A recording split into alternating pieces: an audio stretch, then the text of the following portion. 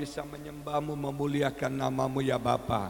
Kau berkati ibadah pada pagi ini. Engkau melawat, Engkau menjamah, memberkati kami dengan firman-Mu. Kami tahu langit dan bumi akan lenyap, tapi firman Tuhan tinggal kekal selama-lamanya. Kami butuh firman-Mu Tuhan. Terangi hati dan pikiran kami Roh Kudus, untuk kami mengerti dan memahami kebenaran firman-Mu pada hari ini. Urapi hamba-Mu, pakai hamba-Mu, penuhkan hamba dengan hikmat dan otoritas ilahi, dan bersabdalah bagi kami. Di dalam nama Yesus kami berdoa dan kami mengucap syukur. Semua yang percaya bersama-sama kita katakan amin, amin. Silakan duduk. Saudara-saudaraku, bapak-bapak sekalian yang diberkati Tuhan, shalom. Selamat pagi semuanya, mohon maaf sebesar-besarnya saya terlambat datang, saya juga ngeri-ngeri sedap. Tadi saya lihat, saya berangkat dari rumah di Alam Sutra ke sini, katanya cuma 52 menit saudara. Tapi ternyata begitu saya masuk tol, sudah ada kecelakaan dan macet dan baru tiba sekarang. Puji Tuhan, anyway kita bersyukur kita bisa berjumpa pada hari ini, amin. Pada pagi ini saya mengajak kita membaca kitab Injil Markus pasal 9 ayat 23 dan 24 menulis demikian. Markus pasal yang ke-9 ayat 23 dan 24. Jawab Yesus, katamu, jika engkau dapat, tidak ada yang mustahil bagi orang percaya. Segera ayah anak itu berteriak, aku percaya, tolonglah aku yang tidak percaya ini. Dalam terjemahan bahasa Inggris, kata yang dipakai tolonglah aku yang tidak percaya ini dikatakan help me with my doubts. Tolonglah aku dengan keraguanku, dengan kebimbanganku. Seringkali yang jadi masalah, saudara-saudaraku, bapak-bapak sekalian, kita ini orang beriman, tapi seringkali dalam hidup kita prakteknya kita tidak berjalan dalam iman. Kita ragu, kita bimbang dalam perjalanan iman kita. Dan ketahuilah, keraguan dan kebimbangan itulah yang menghalangi Tuhan menjawab doa kita. Keraguan dan kebimbangan itulah yang menghambat Tuhan tidak bisa bekerja dalam hidup kita. Keraguan dan kebimbanganlah yang membuat Tuhan tidak bisa menolong kita. Nah, Alkitab berkata, jikalau engkau percaya, maka tidak ada yang mustahil. Dalam bahasa Inggris dikatakan anything can happen. Segala sesuatu bisa terjadi kalau kita percaya. Nah, saudara sekalian, kebimbangan, keraguan itu menjadi masalah setiap kita. Banyak orang tanya saya, Pak, apakah kebimbangan, apakah keraguan itu? Kalau kita pakai istilah Alkitab, kata keraguan, kebimbangan itu mendua hati dalam kitab Yakobus. Kalau kita baca dalam bahasa aslinya, kata bimbang ragu divided into ways, terbagi dalam dua arah. Apa artinya bimbang? Artinya bimbang adalah ketika kita terbagi antara iman kita kepada Tuhan dengan fakta dan kenyataan yang membuat kita takut dan kita khawatir. Seringkali kita ada di antara itu. Kita ada di antara faith and fear. Kita ada di antara iman dan ketakutan. Ketika kita sakit, kita percaya firman Tuhan, kita percaya janji Tuhan. Oleh bilur Yesus kita sudah disembuhkan. Iman kita kuat, iman kita bangkit, iman kita semangat. Tapi begitu kita melihat fakta dan kenyataan, tubuh kita yang semakin lemah, tubuh kita yang semakin mungkin tidak semakin membaik, kita jadi khawatir, kita jadi takut. Dan ketika kita ada di antara keduanya, itulah yang disebut dengan keraguan dan kebimbangan. Saya pernah gagal ginjal saya bocor dan rusak 50%. Saya tanya ke dokter di Malaysia, dokter katakan tidak mungkin bisa sembuh. Karena kalau orang sudah gagal ginjal, tidak ada obatnya, saudara, dan tidak ada jalan keluarnya, dokter katakan tidak mungkin bisa sembuh. Tapi ketika saya baca firman Tuhan, saya renungkan firman Tuhan, iman saya kuat, iman saya semangat. Saya percaya oleh bilur Yesus saya sudah disembuhkan. Saya percaya bagi kita orang percaya, tidak ada yang mustahil. Tapi melihat fakta dan kenyataan, tubuh yang semakin lemah, tubuh yang semakin pucat, saudara, kencing saja susah. Nah, itu membuat saya takut, itu membuat saya khawatir, itu membuat saya down. Dan ketika saya ada di antara keduanya, ini yang disebut dengan keraguan dan kebimbangan. Nah, Bapak Ibu, Bapak-bapak sekalian dikasihi Tuhan, Seperti contoh dalam ayat yang kita baca tadi. Ayah anak ini berkata, aku percaya, tapi tolonglah aku yang tidak percaya. Di satu sisi kita percaya Tuhan, kita percaya firman Tuhan. Tapi di satu sisi lihat fakta kenyataan, kita menjadi khawatir.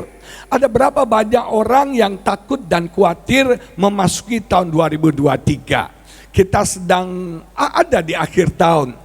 Dan mulai banyak prediksi-prediksi 2023 seperti apa. Banyak ramalan 2023 seperti apa. Nubuatan diberikan. Dan anehnya semuanya negatif. Semuanya kelam, gelap. Ada yang bilang bahwa tahun 2023 tahun kegelapan. Ada yang bilang tahun 2023 inflasi ekonomi akan parah. Akan ada bencana kelaparan, krisis pangan. Akan terjadi krisis ekonomi yang luar biasa mengerikan. Tapi saudara sekalian, kalau kita lihat fakta dan kenyataan, itu mungkin terjadi. Itu mungkin terjadi karena ini prediksi para ahli. Dan ketika kita ada di dalam memasuki tahun 2023, kita jadi takut, kita jadi khawatir. Tapi ada satu pesan Tuhan hari ini. Kalau bapak-bapak berjalan dalam iman, engkau akan berjalan dalam mukjizat. Engkau akan berjalan dalam perkara yang ajaib, yang supranatural dalam hidupmu. Amin. Banyak orang bilang 2023 masa yang susah buat kita. Tapi ketika kita berjalan dalam iman, bagi kita tidak ada yang mustahil. Bagi kita tidak ada yang tidak mungkin. Kita akan melihat mukjizat pertolongan Tuhan terjadi dalam hidup kita. Ada orang katakan 2023 tahun kegelapan. Kita nggak usah takut gelap. Kenapa? Karena Yesus terang dunia ada di dalam kita. Yesus terang dunia menuntun hidup kita. 2023 bukan tahun gelap buat kita. 2023 tahun terang buat kita. Karena kita berjalan bersama dengan Yesus. Ada amin? Saudara-saudaraku. Nah saudara sekalian, 2023 bagi saya tahun kemurahan Tuhan. Tahun di mana kita melihat mukjizat Tuhan terjadi dalam hidup kita. Cuma satu pesan Tuhan, jangan kita ragu dan bimbang.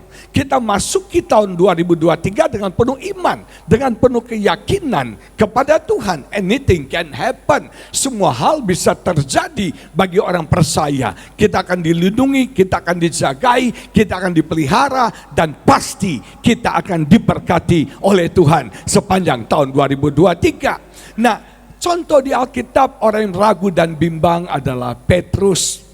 Petrus pada waktu dia bersama teman-temannya para murid, mereka berlayar. Mereka melalui danau, melewati danau. Yesus tidak ikut bersama mereka karena Yesus sedang berdoa. Di tengah danau mereka dilanda angin badai yang sangat dahsyat. Mereka dilanda krisis yang sangat luar biasa. Dilanda oleh badai yang begitu dahsyat. Dan mereka panik, mereka bingung, mereka tidak tahu harus berbuat apa. Alkitab berkata tiba-tiba Yesus datang berjalan di atas air.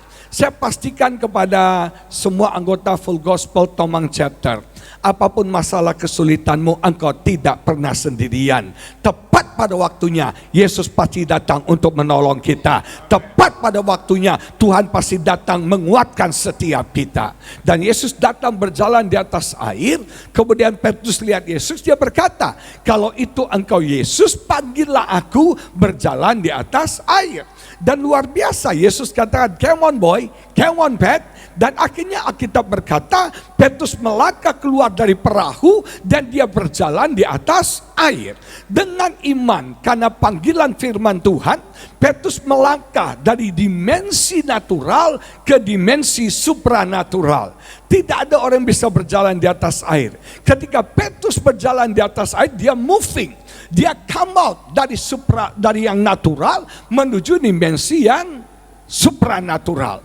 Tapi sayang, ketika dia ada di dimensi supranatural, dia merasakan dimensi natural itu. Dia merasakan angin yang begitu kencang. Dia melihat saudara sekalian ada ombak yang begitu besar. Akhirnya dia menjadi ragu dan bimbang. Dan dia akhirnya jatuh, tenggelam.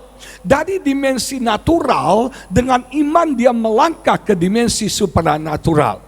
Tapi ketika dia ragu dan bimbang, dia jatuh dari dimensi supranatural ke dimensi natural lagi.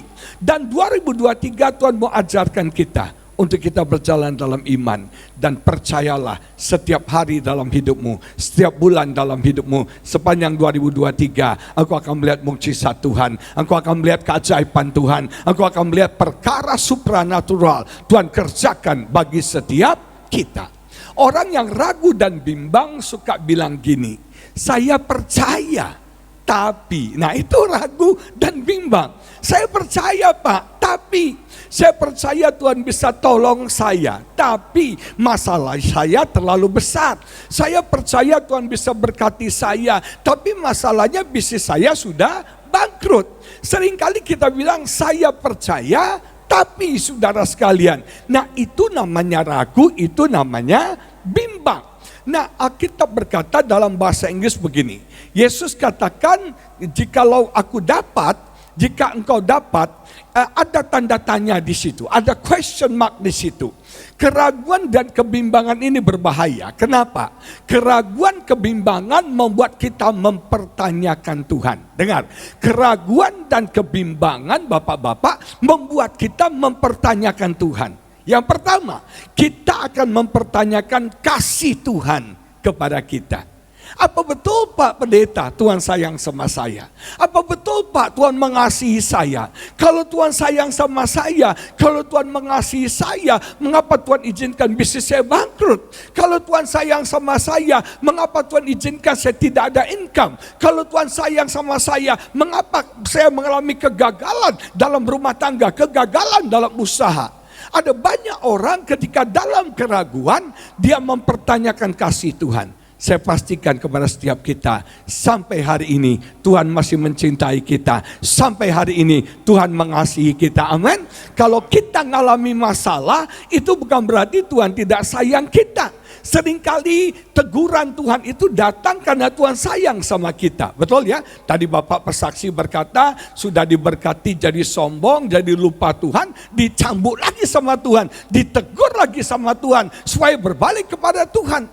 Ada banyak orang Kristen, Tuhan tegur kita karena Tuhan sayang kita, karena Tuhan mengasihi kita, karena ada rencana Tuhan yang lebih besar dalam hidup setiap kita. Kenapa saya sakit ginjal? Saya pernah bertanya, Tuhan, kalau Tuhan sayang sama saya, kenapa saya gagal ginjal? Kenapa? Saya tahu itu teguran Tuhan buat saya. Kenapa? Sebelum saya sakit ginjal, hidup saya nyaman banget.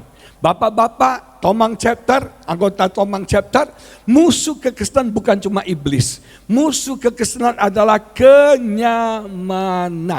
Lihat kiri kanan mau bilang, jangan nyaman. Jangan nyaman. Jangan nyaman. Kenapa? Ketika engkau nyaman, Tuhan akan menggoncang hidupmu. Ketika kau nyaman, Tuhan akan menjungkir balikkan hidupmu, saudara sekalian. Itu saya. Saya sebelum sakit ginjal nyaman banget. Sudah punya rumah, punya istri, punya semuanya. Saya bilang sama istri saya, sayang, hidup udah enak, udah nyaman, udah punya semua. Ya pelayanan asalan aja lah. Kalau bisa kita melayani, nggak bisa, nggak apa-apa. Kita nggak kejar setoran lagi seperti dulu, saudara. Karena dulu banyak cicilan kan. Nah sekarang sudah lunas semua, nggak ada beban, nyaman. Ketika saya bilang nyaman, di situ Tuhan goncang saya sakit, saudara sekalian. Seringkali para pengusaha itu musuhnya nyaman ya. Musuhnya nyaman. Saya punya teman itu dari jaga toko loh, jaga toko. Diberkati Tuhan, cinta Tuhan, melayani Tuhan. Dia akhirnya punya toko. Dari punya toko diberkati, punya pabrik Bapak Ibu Saudara sekalian. Nah schedule udah mulai padat. Harus entertain klien, supplier, pejabat semuanya. Setiap hari Minggu harus temani teman-temannya main golf, sepedaan. Nah itu alasannya kalau nggak ke gereja. Sampai dia nggak punya waktu untuk ke gereja, nggak punya waktu untuk melayani Tuhan. Bahkan nakalnya kalau anaknya ke gereja dia bilang titip salam buat Tuhan Yesus ya katanya. Nah ada bapak-bapak di sini mungkin ya, nggak ada waktu lagi buat Tuhan, nggak ada waktu lagi melayani Tuhan. Tapi Tuhan baik loh. Tuhan sayang sama dia, dan saudara tahu apa yang terjadi? Komplek pabriknya kebakaran.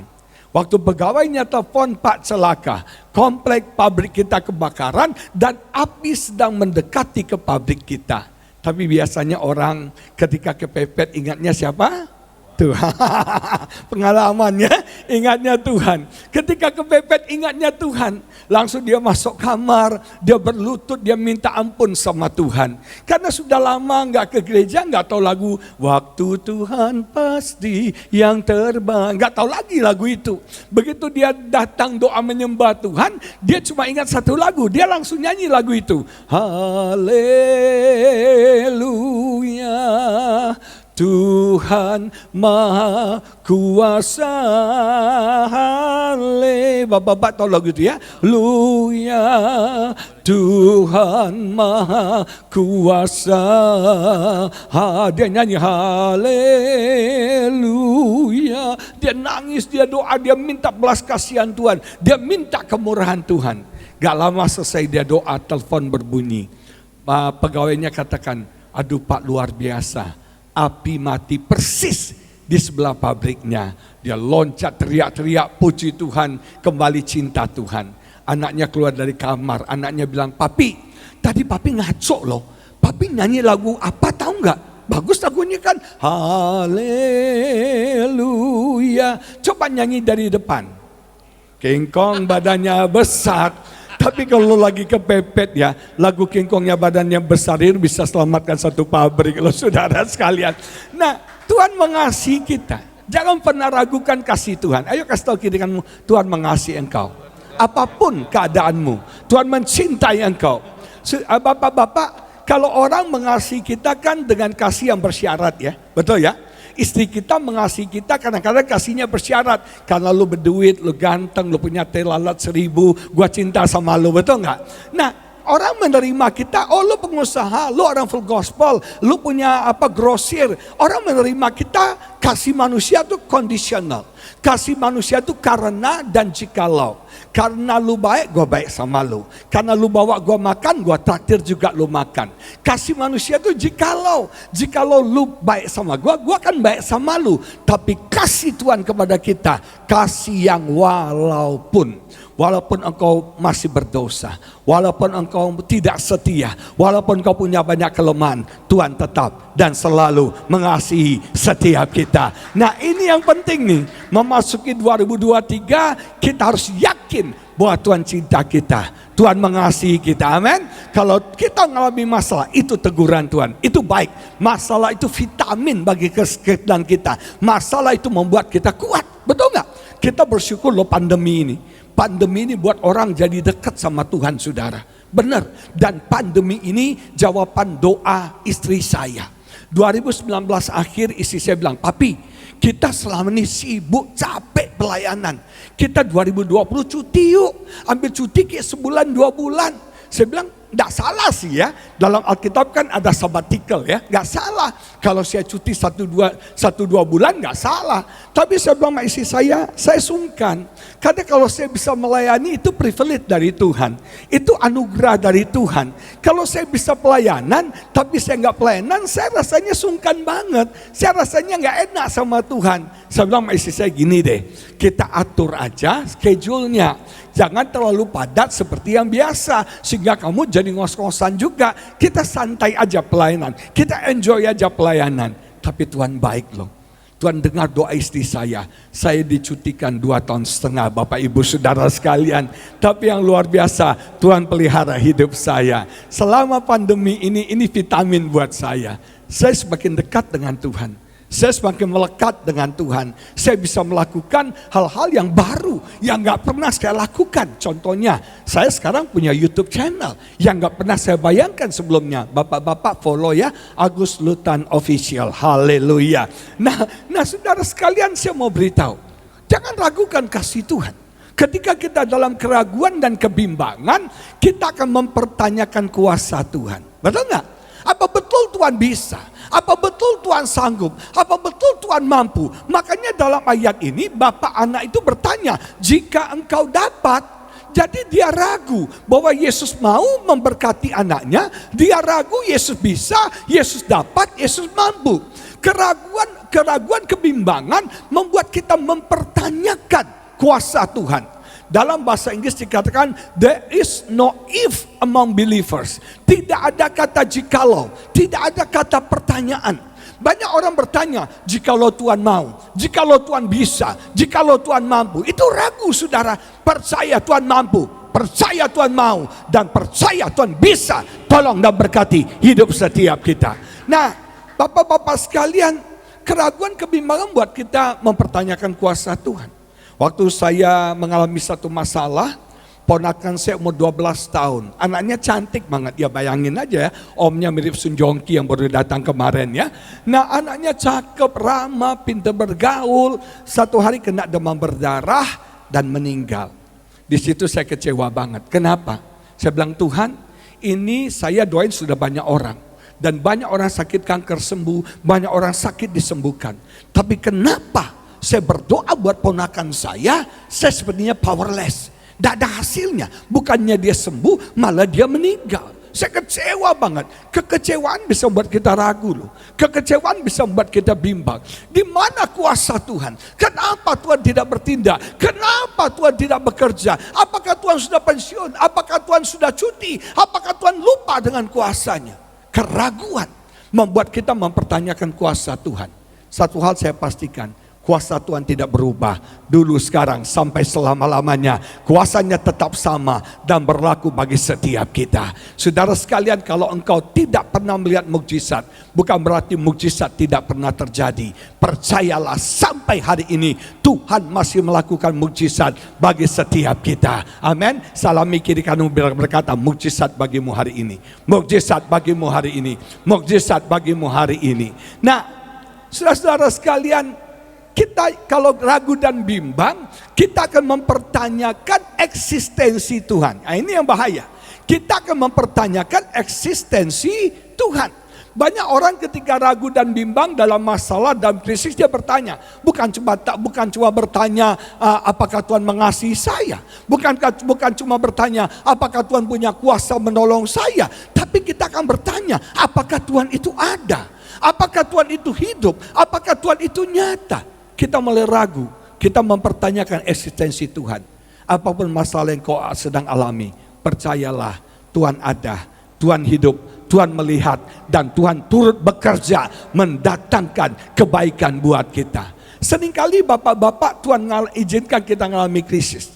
Tuhan izinkan kita mengalami masalah karena Tuhan ingin mengangkat hidup kita ke level yang lebih tinggi lagi. Saya belajar dari Yusuf. Yusuf itu panutan saya karena sama-sama imut-imut dan gantengnya, saudara sekalian ya. Jadi saya belajar dari Yusuf. Yusuf itu orang Ibrani, Tuhan punya rencana dia akan jadi raja muda di Mesir untuk menyelamatkan bangsanya. Betul nggak ya? Nah, jalannya tidak jalan yang mulus, jalannya jalan penderitaan. Caranya gimana? Dia dijual oleh saudara-saudaranya. Dia difitnah oleh istri Potifar. Akhirnya masuk ke dalam penjara. Justru itu jalannya Tuhan membawa Yusuf orang Ibrani menuju ke Mesir. Karena nggak ada akses, nggak mungkin orang Ibrani bisa dapat posisi di Mesir. Tapi Tuhan punya jalan membawa Yusuf ke Mesir. Dan akhirnya ketika waktunya tiba, Tuhan angkat Yusuf menjadi raja muda di Mesir. Percayalah, apapun penderitaan yang kau alami, Tuhan turut bekerja. Pasti ada kebaikan di baliknya, pasti ada berkat di baliknya, pasti ada next level di balik setiap penderitaan yang kita alami. Amin. Bapak-bapak sekalian, dulu saya orangnya tidak bisa dibully, tidak bisa dikritik, tidak bisa disakiti. Sakitnya luar biasa. Tapi setelah saya belajar dari Yusuf, saya belajar gini. Ternyata orang-orang jahat Tuhan kirimkan dalam hidup kita untuk memproses kita untuk naik ke level yang lebih tinggi lagi. Kadang-kadang gak ada tangga tuh untuk kita naik. Tapi Tuhan bisa buat orang-orang yang jahat sama kita jadi tangga untuk kita naik. Kita naik. Kemuliaan bagi nama Tuhan. Amin. Nah, saudara-saudara sekalian, jangan ragu dan bimbang. Berjalanlah dengan iman. Percayalah, anything can happen. Semua hal bisa terjadi. Nah, saya mau tanya, menurut bapak-bapak yang terhormat, yang super rohani ini, ya, yang mengalami kebaikan Tuhan, saya tahu orang full gospel rohani-rohani semuanya ya, di ibadah, nggak tahu di luar ya, di bisnis saya nggak tahu. Tapi kalau di ibadah alim semua baik ya, ya malaikat semuanya. Tapi nggak tahu kalau di luar ya, nggak tahu, di luar ibadah saya nggak tahu. Nah, menurut bapak-bapak, ragu bimbang itu dosa nggak ya? Ragu bimbang itu dosa atau tidak? Wih, mantap. Yang bilang dosa angkat tangan. Angkat tangannya jangan ragu dan bimbang dong, Pak. Ya, yang bilang dosa angkat tangan.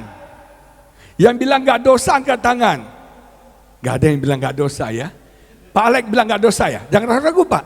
Ya sekali lagi, yang bilang dosa angkat tangan. Yang bilang nggak dosa angkat tangan. Pak Alek doang ya. Yang masa bodoh angkat tangan. Yang masa bodoh paling banyak ya. Nah, saya mau jawab. Ragu dan bimbang itu bisa berdosa, bisa juga tidak berdosa. Tergantung respon kita. Ketika Anda ragu dan bimbang, kemudian respon Anda salah. Nah, Anda menjadi tidak percaya, betul nggak? Anda bilang, Tuhan nggak bisa, Tuhan nggak sanggup, Tuhan nggak mampu, Tuhan nggak ada, betul nggak? Ketika kita ragu dan bimbang, respon kita salah, akibatnya kita menjadi tidak percaya. Nah, ini yang dosa. Apapun yang kau lakukan tanpa iman, kata kitab Roma, itu adalah dosa. Ketika Anda ragu bimbang, respon Anda salah, itu membuat Anda tidak percaya, itu dosa. Tapi ragu dan bimbang, kalau respon kita benar, maka kita akan mencari Tuhan, kita akan mempelajari firman Tuhan. Justru sebaliknya, iman kita semakin dikuatkan, iman kita semakin disempurnakan. Saya mau cerita, dari awal saya bertobat, saya setia kasih perpuluhan, setia banget. Sampai akhirnya saya menikah, saya baca satu buku. Buku itu bagus banget, judulnya Field of Gold. Ladang emas. Siapa yang mau ladang emas? Oh, kalau emas semua angkat tangan ini ya.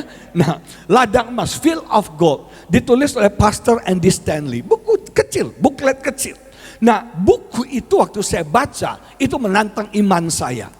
Saya ini suka baca buku. Ada buku yang menambah pengetahuan. Ada buku yang memberikan inspirasi.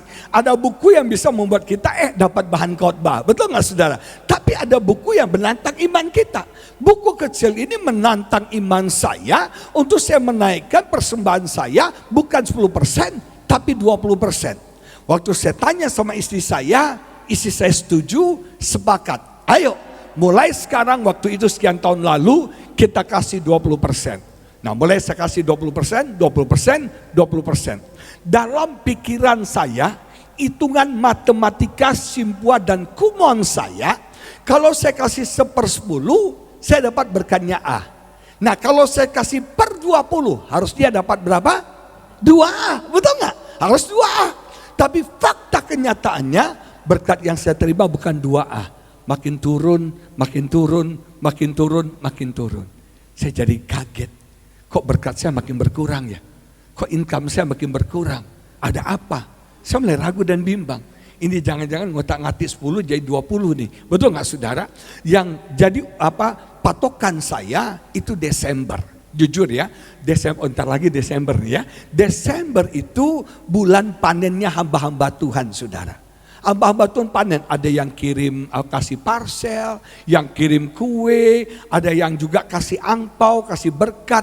Orang Kristen pokoknya Desember jadi Sinterklas, apalagi Full Gospel, Tomang Chapter jadi Sinterklas semua kan. Kalau Desember kan suka memberi semua, generous. Makanya kita pendeta-pendeta doa biar setiap bulan adalah Desember. Karena orang Kristen jadi generous. Nah, Desember tahun itu saya baca klik loh, saya kering loh, saya gak panen loh. Berkat saya tidak sebanyak tahun sebelumnya. Padahal saya kasih 20%. Di situ saya ragu, saya bimbang. Jangan-jangan Tuhan gak sanggup berkati saya. Jangan-jangan Tuhan sudah pindah alamat. Jangan-jangan saya mulai ragu. Tapi saya mencari Tuhan. Saya mempelajari firman Tuhan. Dan Tuhan menjawab saya. Tuhan katakan, kenapa kamu mengalami ini? Karena motivasi kamu memberi itu salah. Kamu memberi karena kamu mengharapkan sesuatu. Betul nggak? Seringkali kita taat, tapi motivasi taatnya salah. Saya punya teman nih. Teman saya ini dari bukan orang Kristen, diajak temannya ke gereja. Ini pengalaman pertama kali ke gereja. Dia senang juga, puji-pujiannya bagus, khotbahnya bagus. Pas giliran kolektor, dia bilang, nih kok ada kantong lewat, ada apa? Temennya bilang, itu kolektor, itu persembahan. Seberapa lu mau kasih buat Tuhan, lu kasih. Akhirnya teman saya buka dompet, di dompetnya cuma ada cepeceng 100.000. Nah, sekian tahun yang lalu 100.000 itu besar. Nah waktu itu temannya bilang, kalau lu yakin, lu kasih 100.000 ini, percaya lu dapat 10 kali lipat. Nah temannya kasih iming-iming, percaya lu dapat 10 kali lipat. Ya udah, kan ada janji iming-iming 10 kali lipat, dia kasihlah 100.000 itu. Begitu dia pulang ke gereja, dari gereja, dia harus jemput kokonya di airport. Begitu ketemu kokonya masuk ke dalam mobil, kokonya bilang, bro, ini gua kasih lu angpau setiau. Wah, kaget dia. Temennya bilang, benar loh, dia kasih cepet jeng, dapat 10 kali lipat, setiau. Wah, keren banget. Minggu depan dia semangat ke gereja, dia bawa 200.000, saudara sekalian. Dengan harapan kasih 200.000 dapat berapa? Notiau. Notiaunya nggak datang-datang lagi, saudara sekalian. Nah, terus dia tanya temannya, kenapa kemarin gua 100, gua dapat 1.000.000, gua kasih 200, gua nggak ada apa-apa. Temen bilang, yang kemarin lagi promo bro, katanya. Nah, bapak-bapak sekalian, seringkali kita memberi karena kita mengharapkan sesuatu. Kita mancing kan, ada yang hobinya mancing kan? Kita mancing kan, umpannya teri dengan mengharapkan kakap, umpannya kakap mengharapkan paus, betul nggak? Nah ini motivasi salah. Banyak orang Kristen, dia taat sama Tuhan, tapi motivasinya takut. Kita kan latar belakang Chinese sebagian besar. Kita itu selalu dikasih ancaman ya. Kalau lu nggak sembahyang, lu kualat loh. Kalau lu nggak ini, lu kuat. Banyak sekali tradisi kita. Kalau Sincia nggak boleh nyapu katanya, rezekinya seret. Siapa bilang kalau nggak nyapu kotor pas Sincia, betul nggak? Katanya cewek gadis nggak boleh duduk depan rumah, nanti jodohnya seret. Sekarang harus mejeng malah bisa cepat laku, betul nggak? Nah kita lakukan tradisi karena takut kualat. Takut bangkrut, takut gak diberkati, takut celaka. Ada berapa banyak orang Kristen mental seperti itu. Tapi Tuhan katakan kamu harus taat karena kamu mengasihi Tuhan. Makanya dalam apapun yang kita lakukan bapak-bapak, yang penting itu cek hati kita. Hati ini harus dicek. Jangan cuma cek kolesterol, jangan cuma cek gula darah, cek hati kita, itu yang terpenting. Jadi apapun yang kau lakukan buat Tuhan, tanya why. Why? Mengapa saya melakukan ini? Kenapa saya datang ibadah full gospel pagi ini? Mengapa saya melayani Tuhan? Motivasinya yang tahu cuma Anda dan Tuhan. Ketika motivasi hati saya benar, sejak saat itu sampai hari ini, Tuhan memberkati saya berlimpah, limpah. Tidak pernah kekurangan, tidak pernah kelaparan. Tuhan berkati dengan luar biasa. Jadi bimbang ragu bisa jadi dosa, bisa juga jadi tidak dosa. Tergantung respon setiap kita. Nah, saya mau masuk sedikit waktu lagi, ada nih Pak Endra, sedikit lagi. Nah saudara, apa sih yang menyebabkan kita ragu dan bimbang? Tadi saya bilang kekecewaan. Ketika kita mengalami apa yang kita tidak harapkan terjadi, yang kita harapkan malah tidak terjadi. Barusan seorang bapak DM saya. Dia konsultasi di saya, dia bilang, Pak Pendeta, saya follower, subscriber dari YouTube Bapak. Saya sering dengar khotbah Bapak di YouTube. Dan saya sangat diberkati. Saya punya masalah. Dia punya anak menikah bukan dengan orang Kristen. Menikah dengan orang seberang. Dan sekarang anaknya menikah siri dan sudah hamil. Ini gimana Pak Pendeta? Gimana nih Pak Pendeta? Nah, saya kasihan juga sama Bapak ini. Dia bilang, saya sudah puasa, saya sudah doa. Tapi kenapa kok anak saya tetap kawin sama orang ini? Dan orang ini sudah duda dan punya satu anak. Aduh, saya kecewa sekali. Saudara sekalian, ketika kita kecewa, kita jadi ragu dan bimbang. Contoh di Alkitab itu Thomas. Ada yang namanya Pak Thomas di sini? Hah? Ya ada Pak Thomas ini ya. Tahu Thomas artinya apa? Hah? Itu Yakub Pak. Thomas. Kalau seandainya untuk masuk surga, Bible quiz. Pertanyaan dari malaikat, Hendra, Pak Alek dan semuanya, isilah titik-titik berikut ini. Apakah arti nama Thomas? Semua nggak masuk surga loh saudara. Tapi untung kita masuk surga karena iman kepada Yesus Kristus. Amin. Amin. Bukan Bible quiz. Thomas artinya kembar. Thomas artinya kembar. Kalau Anda baca deh Yohanes 11. Ini ayat luar biasa sekali. Yohanes pasal 11 ayat 16, tolong Pak. Yohanes 11 ayat 16. Pada awalnya Thomas itu radikal banget. Awalnya Thomas itu luar biasa banget. Dia bilang gini, lalu Thomas yang disebut Didimus. Tahu arti nama Didimus apa? kembar juga. Jadi Thomas ini double kembarnya. Berkata kepada teman-temannya, yaitu murid-murid yang lain, marilah kita pergi juga untuk mati bersama-sama dengan dia. Jadi waktu Yesus cerita dia mau mati dianiaya, Thomas bilang, come on boy, kita mati sama-sama dia. Wow, ini orang Kristen yang radikal, yang siap mati buat Tuhan. Tapi kenapa kemudian Thomas berbalik jadi kurang percaya? Dia bilang gini, kalau saya tidak tusukkan jari saya di bekas paku di tangannya, dan saya tidak masukkan tangan saya di lambungnya, saya tidak akan percaya. Apa yang membuat Thomas dari begitu yakin percaya menjadi kurang percaya? Karena kekecewaan. Saudara, Thomas berpikir Yesus akan mendirikan kerajaan. Dia sudah meninggalkan keluarganya, meninggalkan semua hartanya, meninggalkan semua yang dia punya untuk mengikut Yesus dengan harapan Yesus membangun suatu kerajaan. Mereka dijajah oleh Roma, pajaknya tinggi banget dan mereka menderita sekali.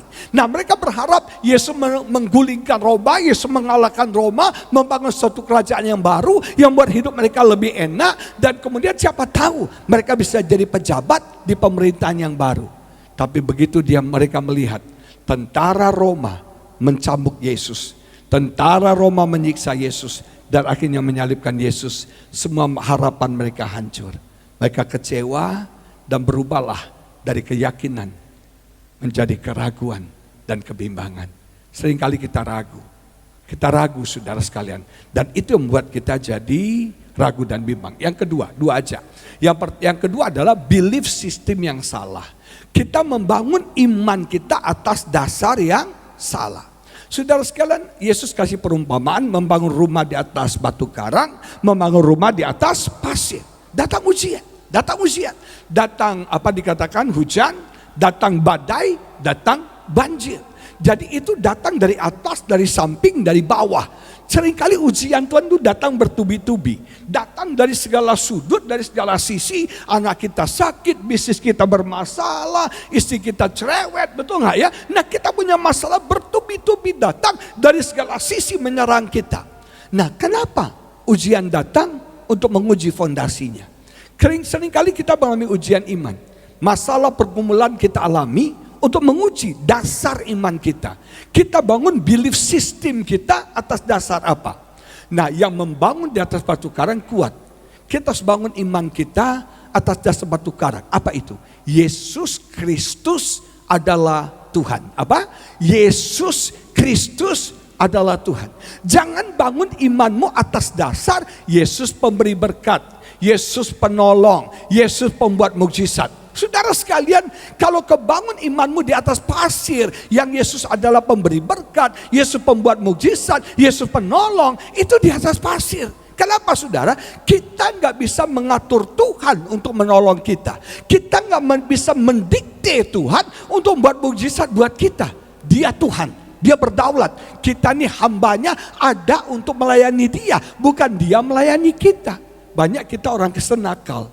Kita manipulasi Tuhan jadi kacung kita. Betul nggak ya? Kita buat Tuhan itu seperti apa jinnya Aladin. Digosok-gosok lampunya, hus dan hus. Alekandau, apa yang kamu mau? Sebutkan 3 permintaanmu. Tuhan bukan jin. Tuhan bukan mesin ATM. Kalau Anda butuh duit, datang ke ATM, masukin kartu, kemudian buat kode password, kode PIN, uangnya keluar. No, kita nggak bisa ngatur Tuhan. Tuhan bekerja pada waktu yang tepat. Tuhan bekerja bukan pada waktu kita, tapi pada waktu Tuhan. Bagaimana kalau mukjizat tidak terjadi? Bagaimana kalau hidupmu sepertinya tidak diberkati? Bagaimana kalau Tuhan tidak menolong engkau? Engkau akan goyang. Kau akan bimbang, kau akan ragu. Bangun imanmu atas dasar Yesus Kristus adalah Tuhan. Belajar iman Sadrak, Mesak, Abednego yang berkata, sekalipun Tuhan tidak menolong kami, sekalipun Tuhan tidak meluputkan kami dari nyala api itu, kami akan tetap setia kepada Tuhan. Kami akan tetap percaya, beribadah kepada Tuhan. Amin. Jangan hidup kita berkat. Apalagi sekarang banyak pengajaran kan, prosperity teaching. Lu yang naik motor akan naik mobil. Lu yang rumahnya kontrakan akan punya rumah sendiri. Nah gimana kalau enggak? Betul nggak sih? Jangan diiming-iming yang Tuhan tidak janjikan loh. Betul nggak? Bangun fondasi imanmu atas dasar Yesus Kristus Tuhan. Yang kedua, bangun imanmu atas dasar kebenaran firman Tuhan. Bukan filosofi. Saya boleh curhat ya.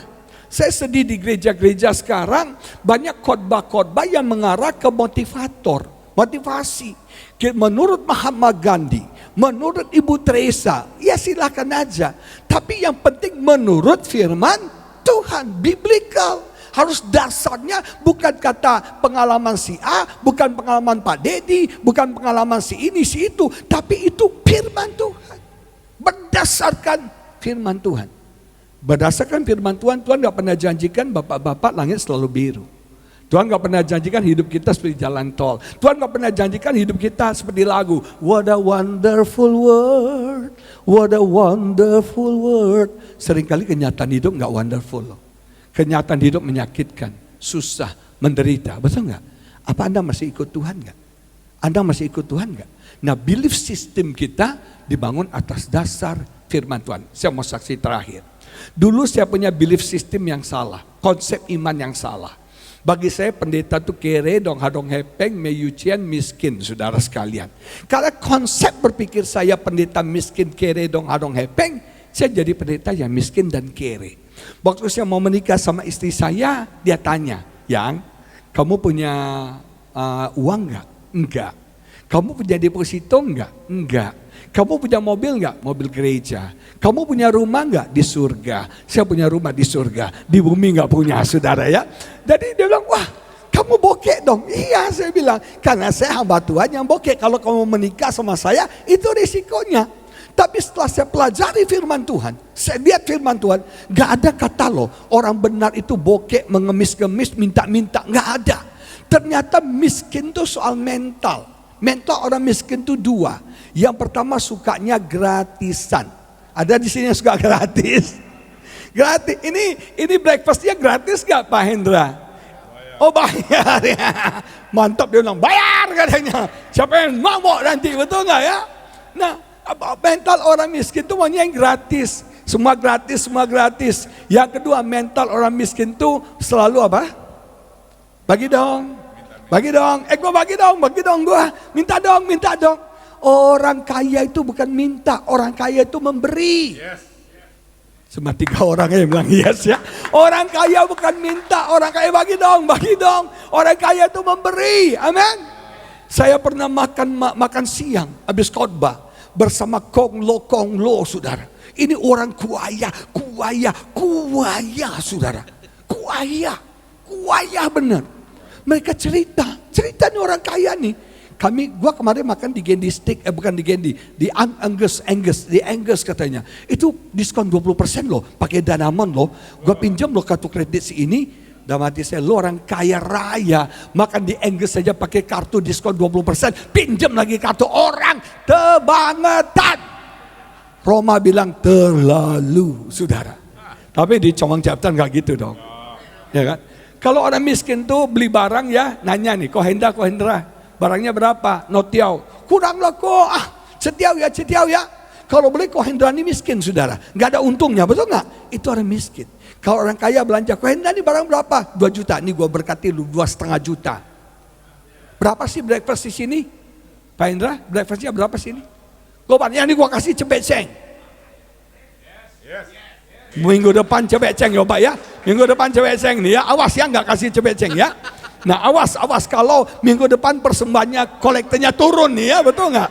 Nah saudara, sejak saya baca firman, Tuhan adalah gembala yang baik. Kita tidak akan kekurangan. We lack of nothing. Gak akan kekurangan apapun juga. Yesus datang memberi hidup yang berlimpah-limpah. Ada satu ayat mengubah konsep berpikir saya. 2 Korintus 8 ayat 9 Pak. Yesus, kita baca aja. Bisa ditampilkan Pak? 2 Korintus 8 ayat 9. Masih ada waktu dikit aja. Ini udah terakhir.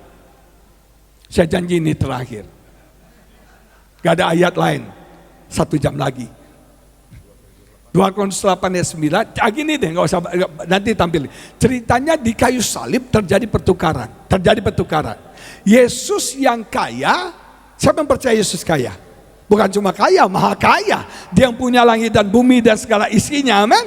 Dia yang punya semua ini, hartamu dia yang punya, mobil mewahmu dia yang punya, rumahmu dia yang punya kok, betul nggak? Kita ini cuma apa? Steward. Kita ini cuma pengelola, kita ini cuma orang kepercayaan. Jangan pernah merasa itu punyamu. Itu punya Tuhan yang dititipkan sama kita. Amin. Itu punya Tuhan dititipkan sama kita. Nah, Yesus yang kaya rela menjadi miskin. Supaya apa? Supaya Agus Lutan yang miskin menjadi kaya. Saya percaya Bapak-bapak sekalian dalam bisnis akan semakin kaya, semakin kaya, semakin kaya.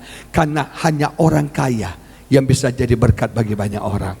Orang kaya itu bukan berarti punya rumah 5 di Menteng, punya mobil 7 mobil Ferrari, bukan punya 3 istri, itu bukan orang kaya. Orang kaya bagi saya adalah orang yang bisa jadi berkat buat orang lain. Berapa banyak orang kaya, tapi gak jadi berkat buat orang lain. Gak ada dampak hidupnya. Kalau Anda diberkati Tuhan, jadilah saluran berkat. Jangan salurannya mandek.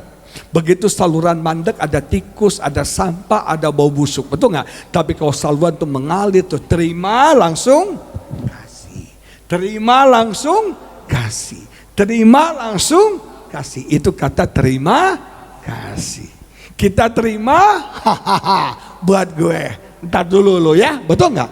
Orang terima langsung kasih. Makanya akan mengalir berkat. Mengalir berkat. 2023 akan mengalir berkat bagi setiap kita. Berkat mengalir, mengalir. Jangan ragu dan bimbang. Mari kita makin berdiri. Kami mau berjalan dalam iman sepanjang tahun 2023. Kami akan berjalan dalam dimensi supranatural. Kami akan melihat mukjizat demi mukjizat, pertolongan demi pertolongan Tuhan terjadi. 2023 kami akan mengalami kemurahan Tuhan. Kami tidak layak, kami tidak pantas, tapi kami melihat Tuhan menyertai kami. Tuhan menuntun kami, Tuhan menolong kami, dan Tuhan memberkati kami berlimpah-limpah sepanjang tahun 2023. Kami buang semua keraguan dan kebimbangan ya Bapa. Biar kami tidak mendua hati, biar kami tidak meragukan kasih, kuasa, dan eksistensimu. Biar iman kami kuat, iman kami dibangun atas dasar Yesus Kristus Tuhan, atas dasar kebenaran firman-Mu ya Bapa.